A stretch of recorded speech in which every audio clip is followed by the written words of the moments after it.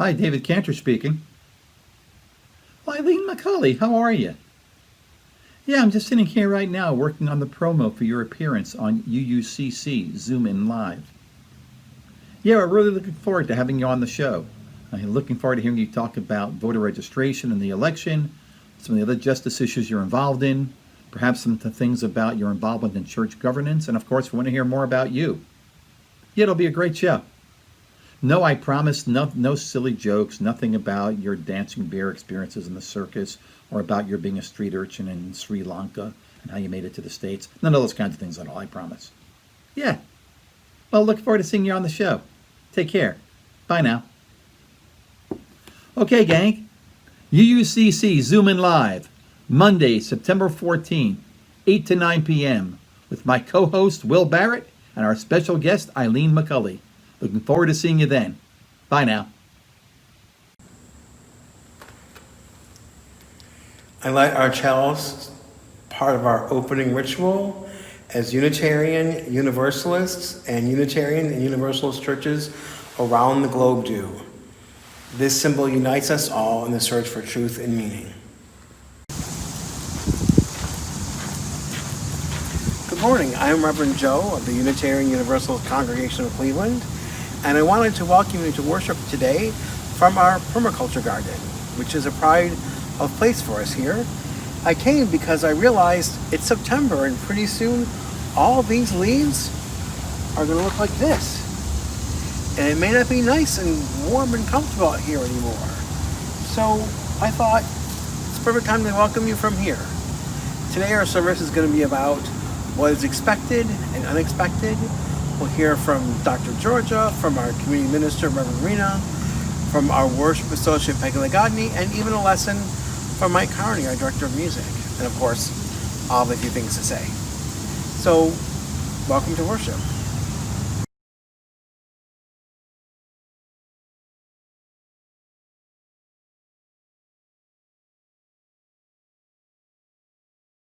Where do we come from? What are we? Where are we going? Where do we come from? What are we? Where are we going? Where do we come from? What are we? Where are we going? Where do we come from? What are we? Where are we going? Where do we come from? Where do we come from? Where do we come from? What are we? Where are we going? Where do we come from? What are we? Where are we going? Where do we come from? Where are we going? Where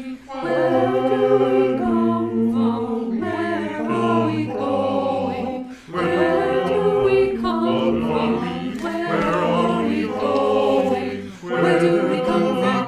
What are we? Where are we going? Where do we come from? Where are we going? Where do we come from? What are we? Where are we going? Where do we come from? What are we? Where are we going? Where do we come from? What are we? Where are we going? Where do we come from? Mystery. What are we? Life is where are we going? Where do we come from? Mystery. What are we? Life is where are we going? Mystery. Mystery. Life is a riddle and a mystery.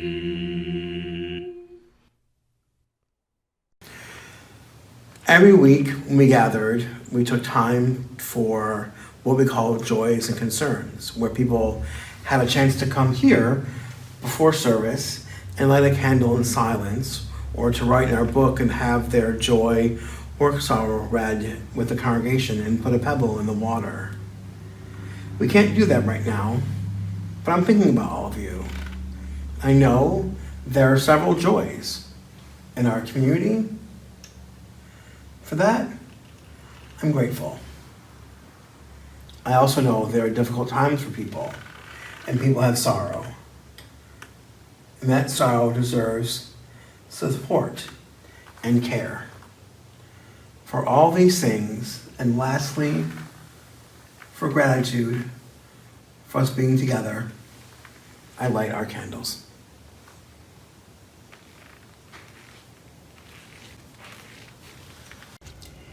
Good morning, friends. Last Saturday and Sunday, I was attending a suicide prevention conference for my work at the hospital. Many of you might already know that September is Suicide Awareness Prevention Month. While I was attending the conference, and while many of you were attending church online on Sunday, a terrible tragedy was unfolding in our neighborhood. 4 deaths, the ravages of suicide and depression in a home less than a mile away from our church home. We say the names of the 4 who are dead. Natalie and Graham, Regina, and John.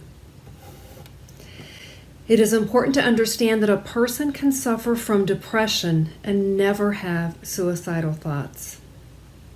Some people live with suicidal thoughts for years and never act upon them.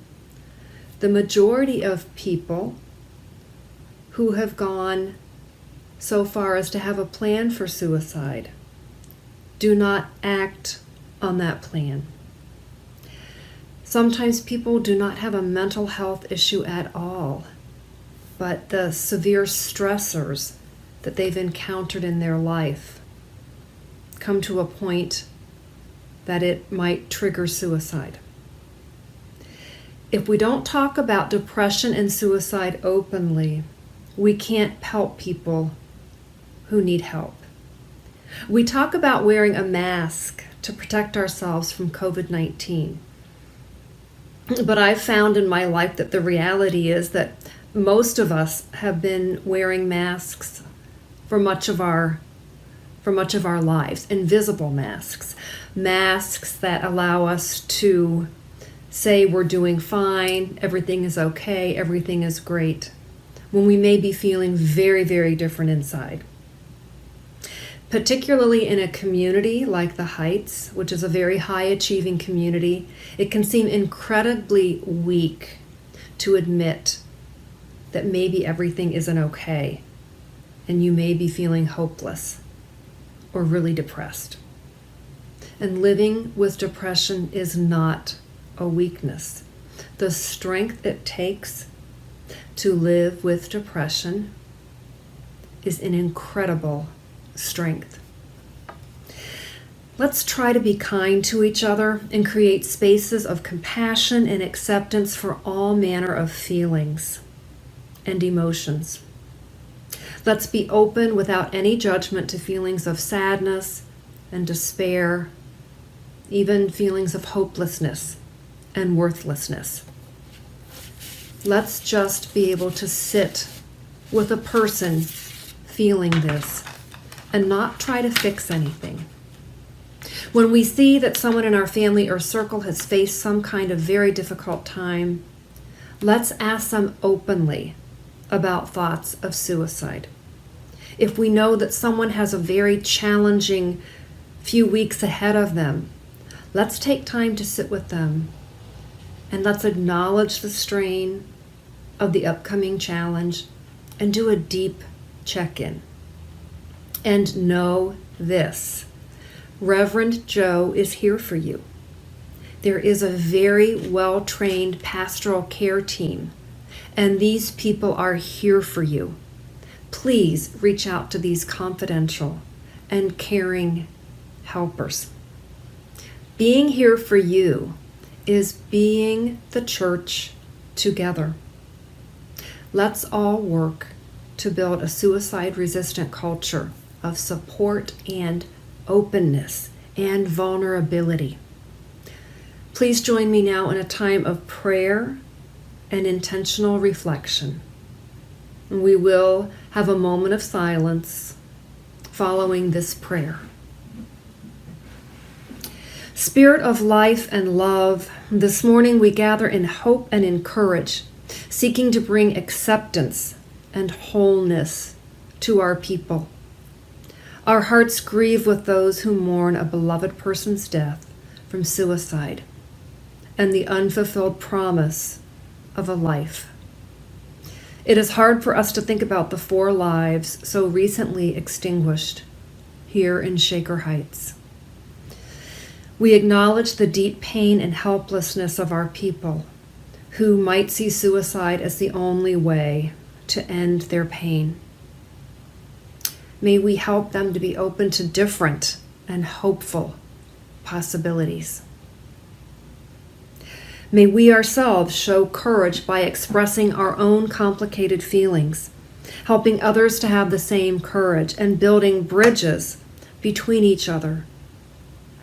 Bridges that can support the weight of sadness and fear that is part of being human.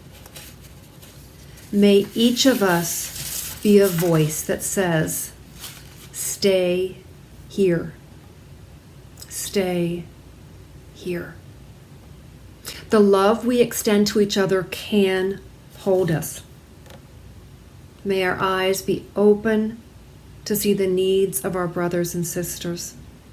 May our ears acknowledge and listen to the pain and sorrow in our communities. And may our hearts stretch wide enough to receive wisdom from each other and the universe. May it be so. Amen.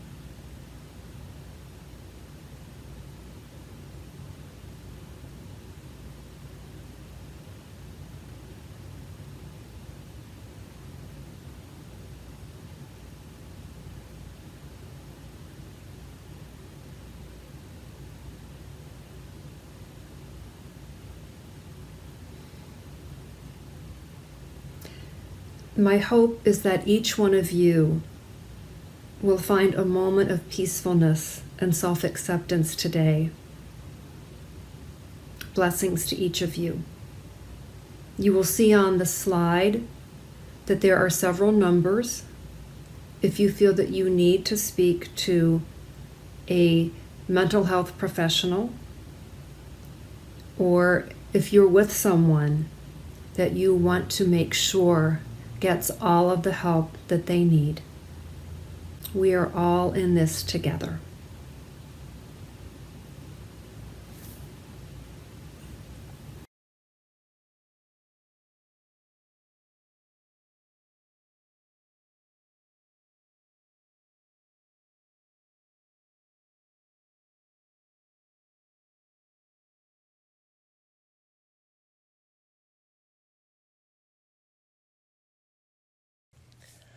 New opinions are always suspected and usually opposed without any other reason but because they are not already common. September is a season of homecoming for us UUs, and renewal is central to that.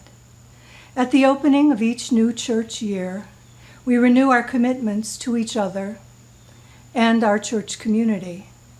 We renew our energy for another year of journeying together. It is also a time of renewing our renewal questions.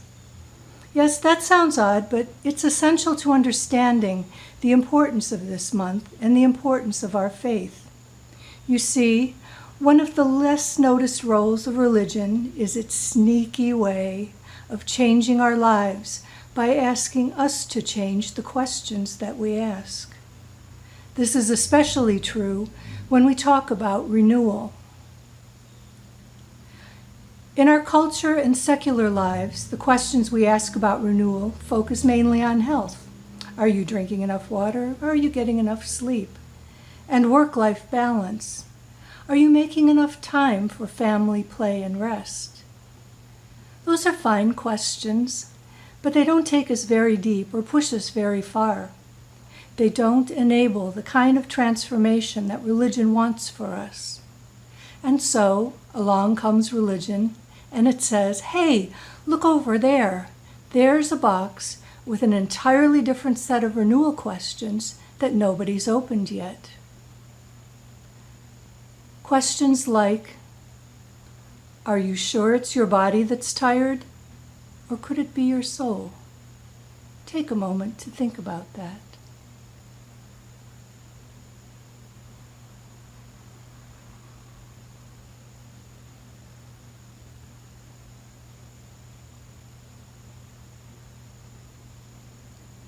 And what if your time away isn't about restoring ourselves in order to return to our work, but instead about making space to decide if it's time to reconfigure ourselves and reimagine what our true work is? Take a moment to think about that.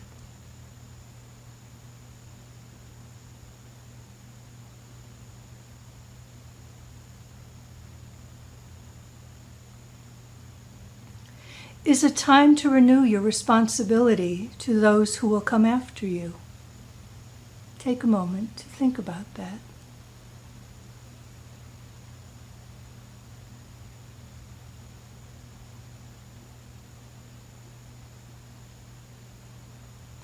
Is it time to renew your commitment to carry on the work of those who came before us?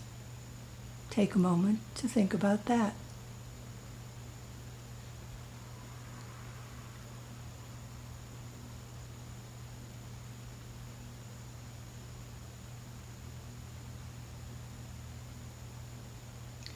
What if you saw your daily living and loving as an opportunity, even a calling, to renew others' faith in humanity? Take a moment to think about that.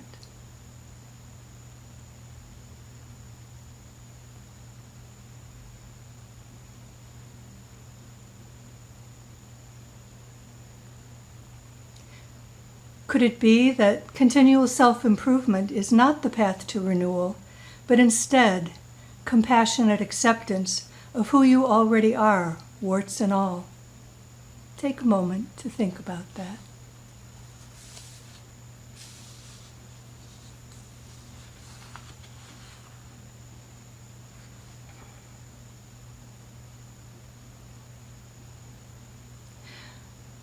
And what if renewing our common future isn't just about moving forward, but instead requires a return to an honest telling of the past?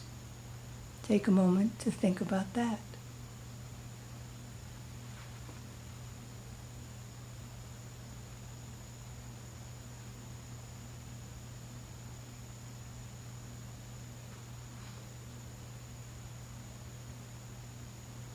And that's just the questions that are sitting on top of the pile. So friends, this month, let's dig in together. Let's renew and refresh the renewal questions we ask. Let's remind ourselves that, indeed, we change our lives by changing the questions we ask.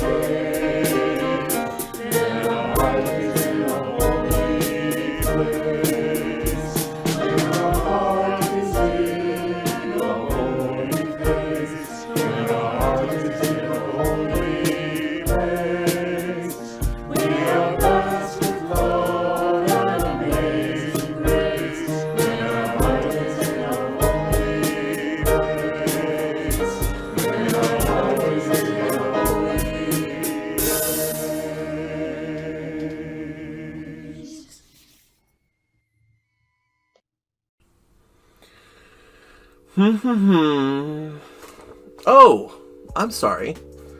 I didn't see you over there. I was distracted reading this cartoonish, illustrated child fantasy story that was written for young people and has no artistic or literary value, according to the dominant culture. Or so I'm told.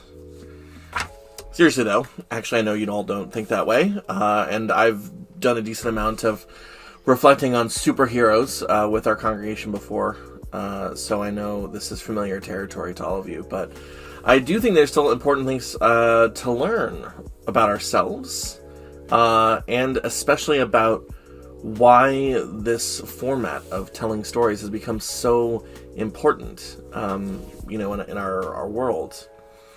So I've talked about how superheroes help us to imagine who we can be, and also what our obligations might be to the world in which we live. But the other thing that we use superheroes to do, The Watchmen is actually a fantastic example of this, is to use them to help represent our diverse world. The kind of representation that happens when we tell superhero stories is crucial because superheroes are our imaginations running wild with what we can be as people. So it's an extremely important place, as you can imagine, to conceptualize all of the different ways in which we are as people. Comic books have always done this. Ever since Superman was given this binary identity of being from another world, but also, the product of a loving family in a small town in Kansas. Or more recently, just a few years ago actually, there was a film called Into the Spider-Verse, in which case very different iterations of a single superhero, Spider-Man, were brought together into a single film that became, honestly, a masterclass in explaining why representation and diversity in storytelling about heroes can become so important by telling different versions of a single character. But of course, nothing in our cultural world has had the impact and the significance that Black Panther did. Has there been a movie in my lifetime that has had the importance socially and culturally that film did? I don't think so. Movies at the scale that Black Panther was are usually not allowed to take any risks. They're compelled by circumstance to be watered down to the broadest possible appeal and the most generic message possible. And yet consider how this movie, which is still one of the top grossing films of all time, was made. It focused on the oldest black superhero in the genre, first off. More than that, it channeled Afrofuturism as an aesthetic and as a concept, and used its entire budget of special effects to realize the imagined version of this sort of ancient seat of intellectual and cultural power in Central Africa. Its cast is entirely black, with the exception of two characters that were important for figuring the rest of the kind of Marvel universe of movies into a relationship with this one. But otherwise, the entire cast is black. Its director, Ryan Coogler, was the first black director given the helm of a 3-figure budget film like this. And while he was on production, he ensured that so much of what he was in charge of would be focused on black empowerment, including that the production was full of black employees, that makeup and costume design were fully informed by African cultural specialists to ensure all the dimensions from costuming to hair design to all kinds of things were there to center blackness in an intentional way.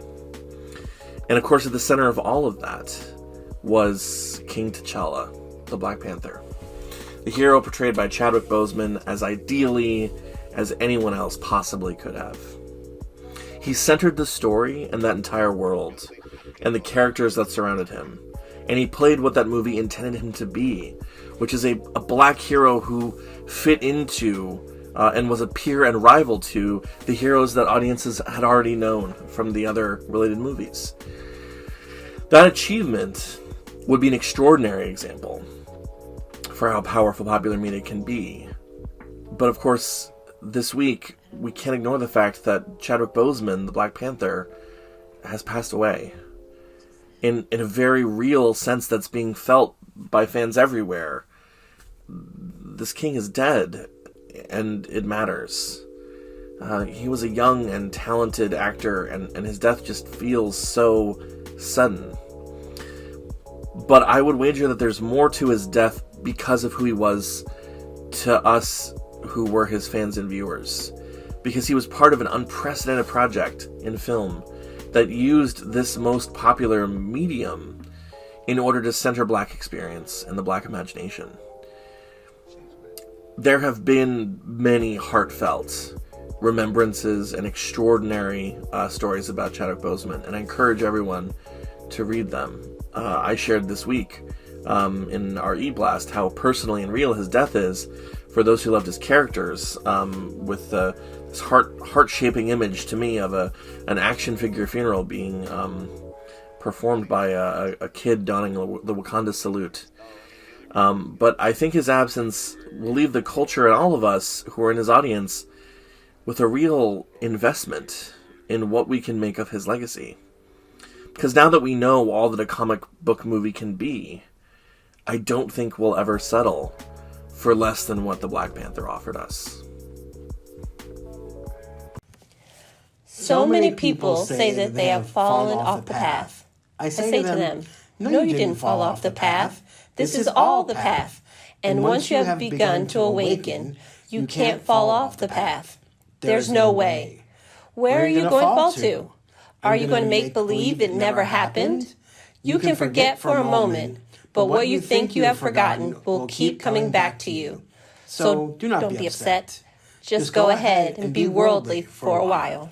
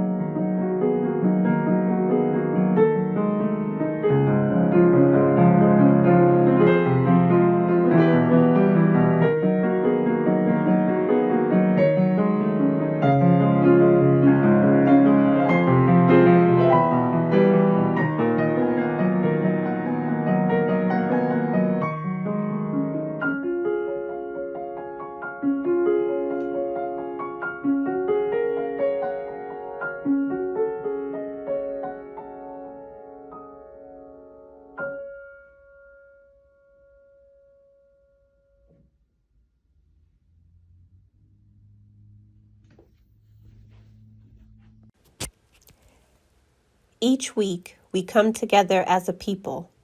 Together, we share stories, love, aspiration. We also share our bounty in ways that express our religious UU values. May this important ritual of sharing abundance remind us that making our world better is a task best shared. In my time as a Unitarian Universalist, I've often had to explain that we are not the same as Unity Church, that we are not the same as the Unification Church of Reverend Moon, nor are we the Universal Life Church, the people who ordain folks online for $15. And even more commonly, we are confused with the United Church of Christ, which is not helped at all by their initials, UCC, or the old joke they like to tell about UCC standing for Unitarians Considering Christ. Also, sometimes people think that we are a utilitarian church.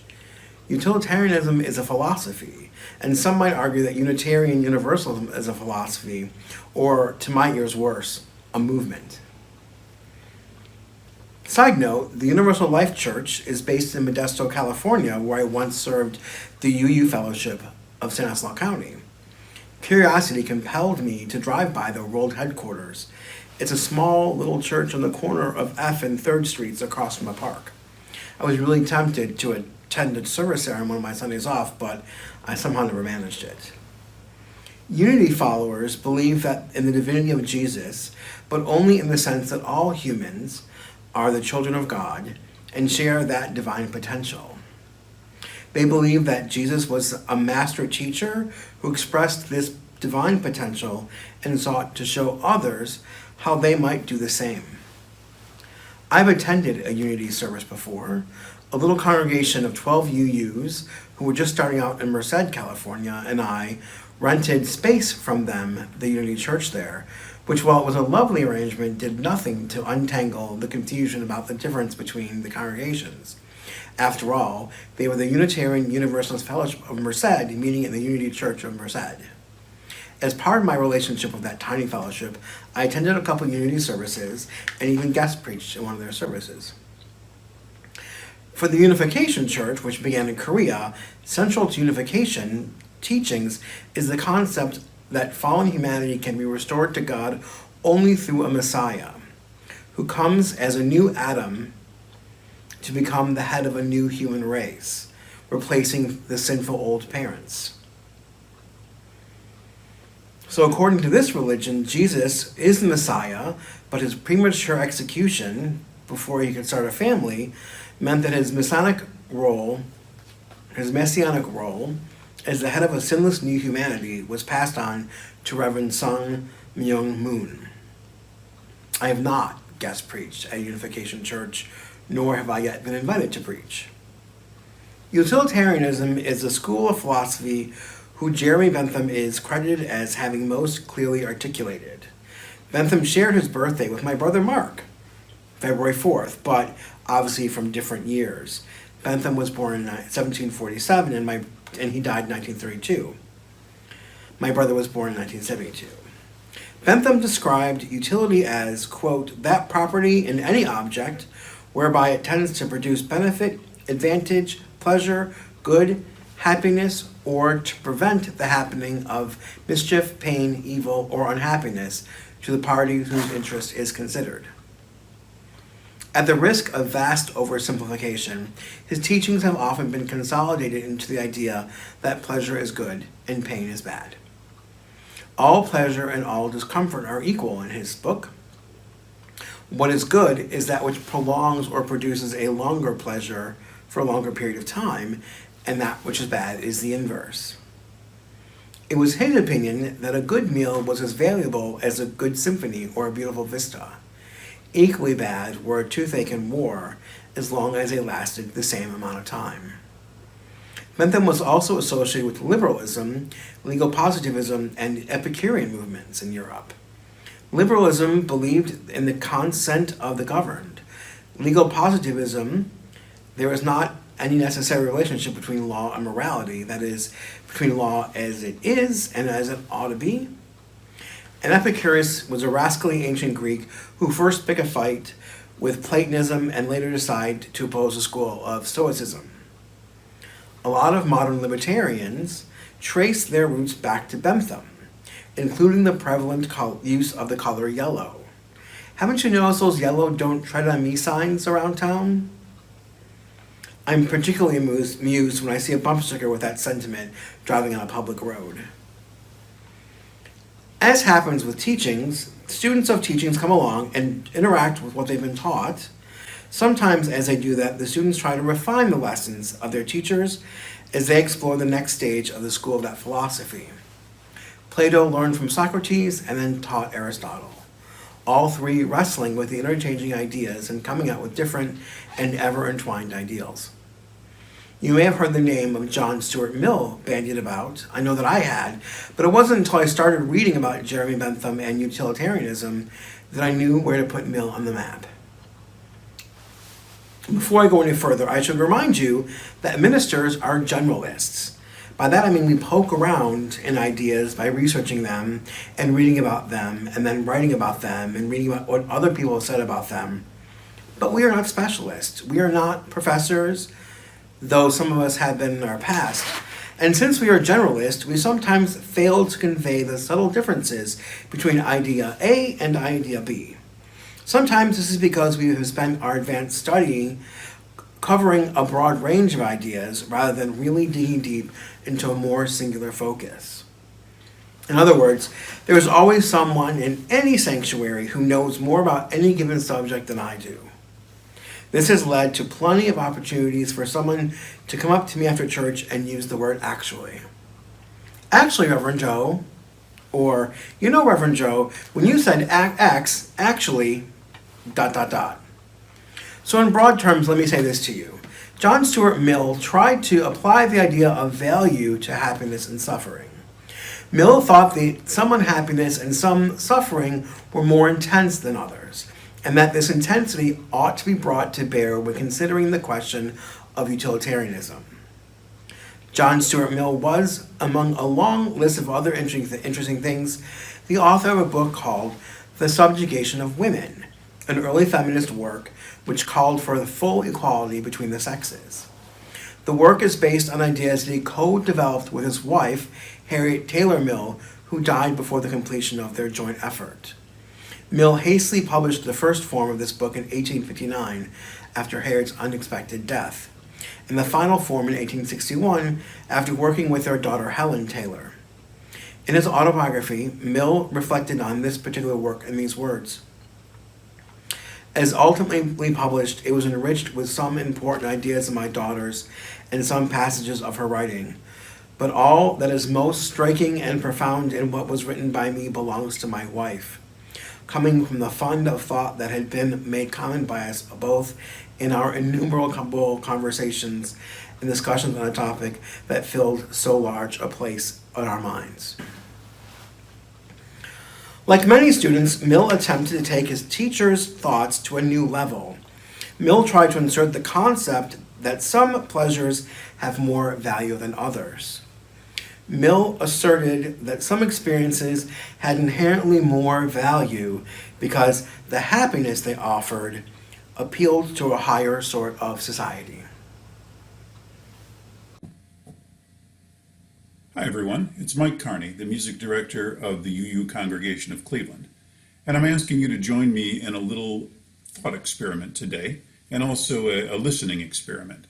I'm going to play 3 excerpts of larger pieces of music, and they're in contrasting styles, but I'm not going to give you any other information about it. I've got some sheet music in front of me here, but you can't see that, and so I'm not going to give you any information about who wrote these excerpts, or from what part of the world or from what time period or anything like that. And I just want you to think, as you're listening to these short examples, I want you to think about the music and see if you can decide which one of these do I like the best. Which one of these would I choose to listen to if I were listening to music, in my car or at work, or even going out to a concert, and when someday when we can go to concerts again, and also think about which one of these examples sounds or seems to you to be the most important, the most culturally significant. So here we go. I'm going to play 3 short examples, only about 30 seconds to a minute each. And I just want you to keep those ideas kind of spinning around in your brain while you listen to the music.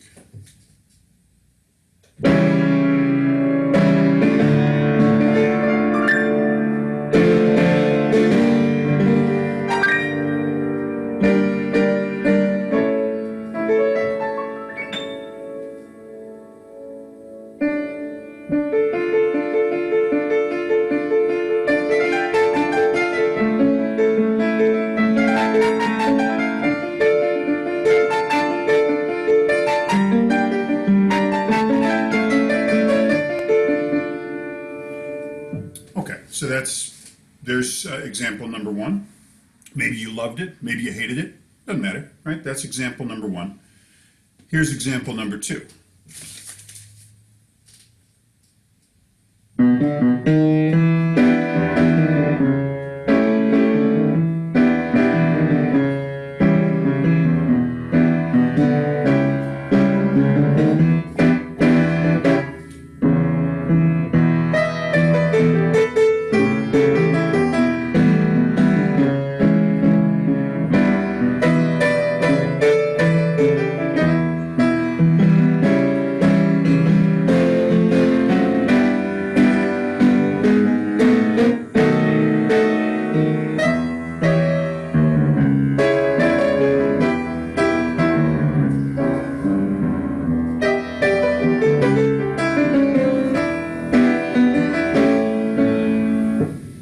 Cut that one off right there. So, like I said, contrasting styles. You know, one maybe you thought you enjoyed more than the other. One maybe you felt was more culturally significant than the other. And then I've got one more here for you that I'm going to play. And again, I'll just play a little piece of this to give you a sense of the kind of music it is and what it sounds like.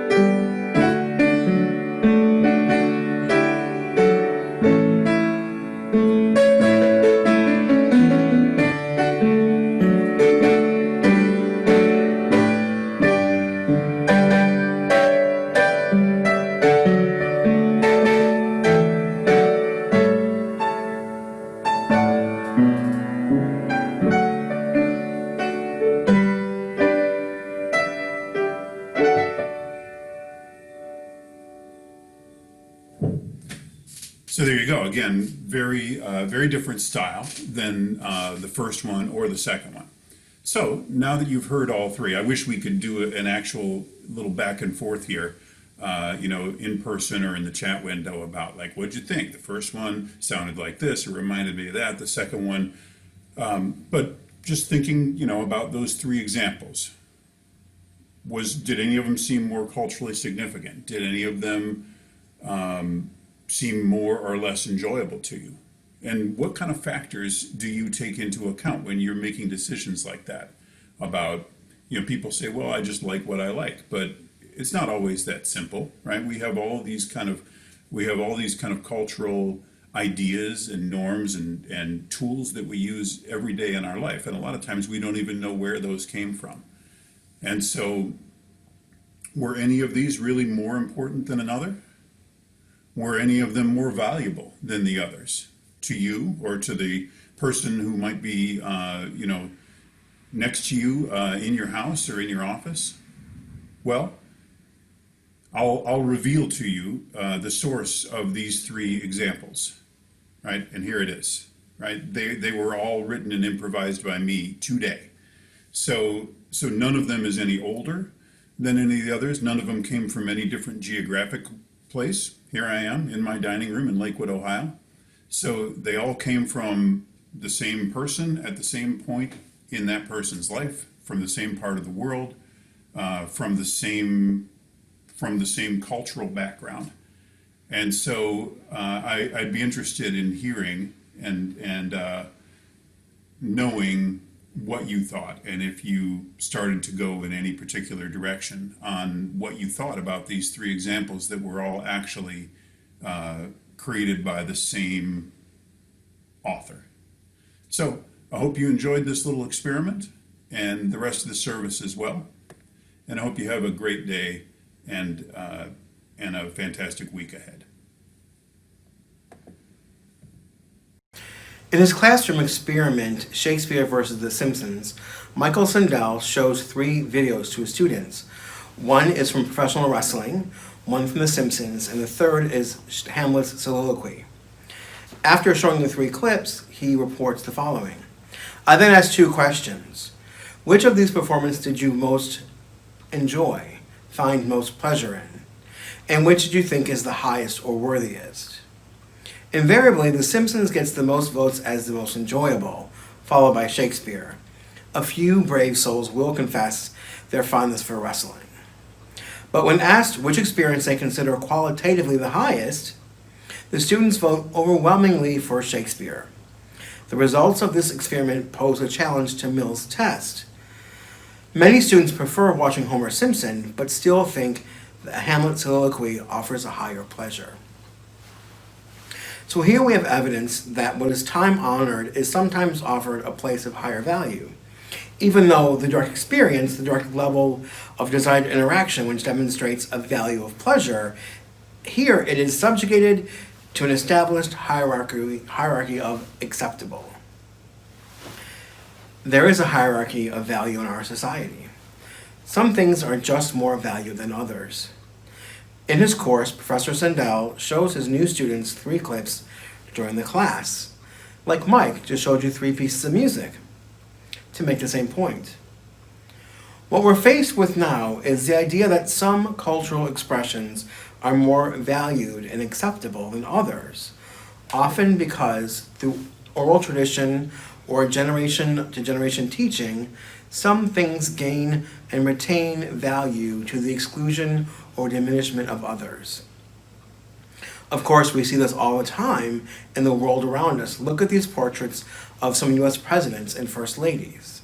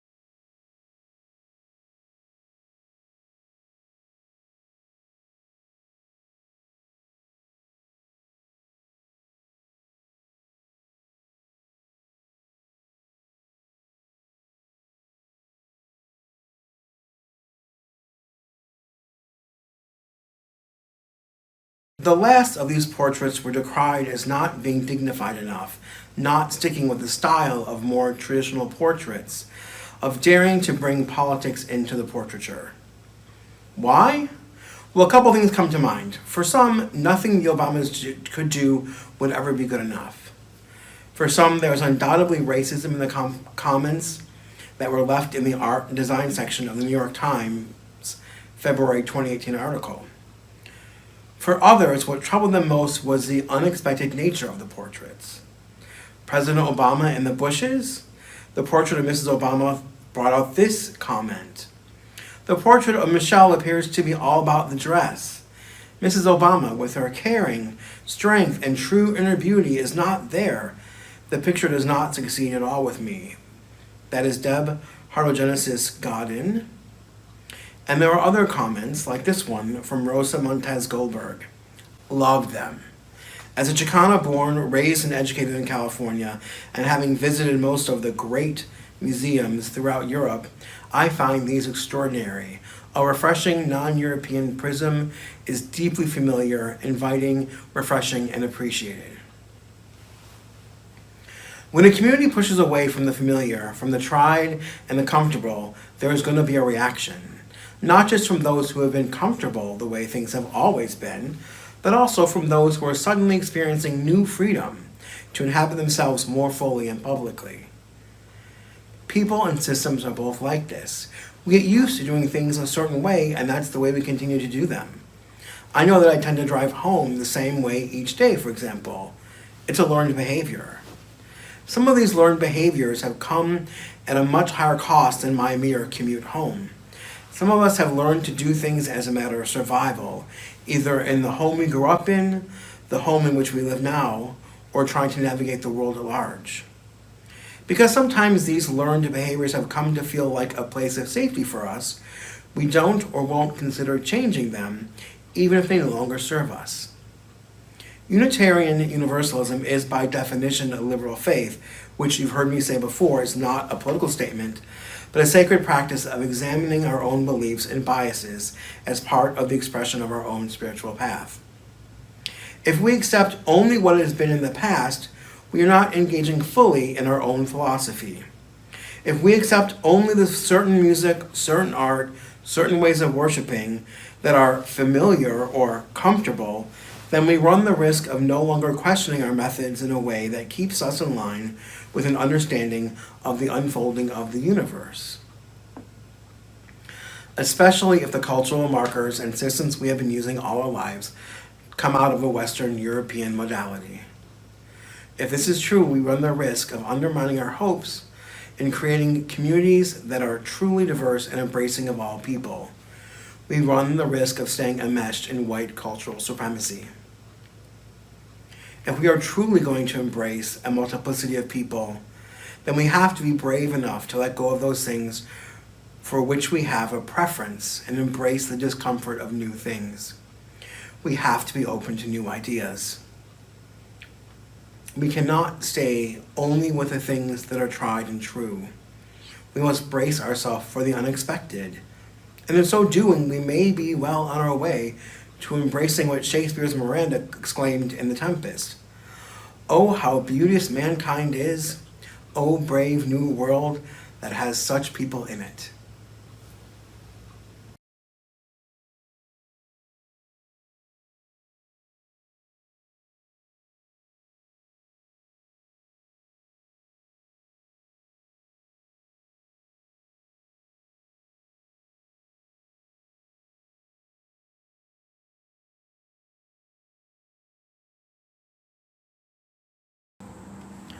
Let us embrace a brave new world with all the beauty that humankind has to offer. Let us not be stuck in the systems of the past because they are familiar or we have invested so much time and effort in constructing them.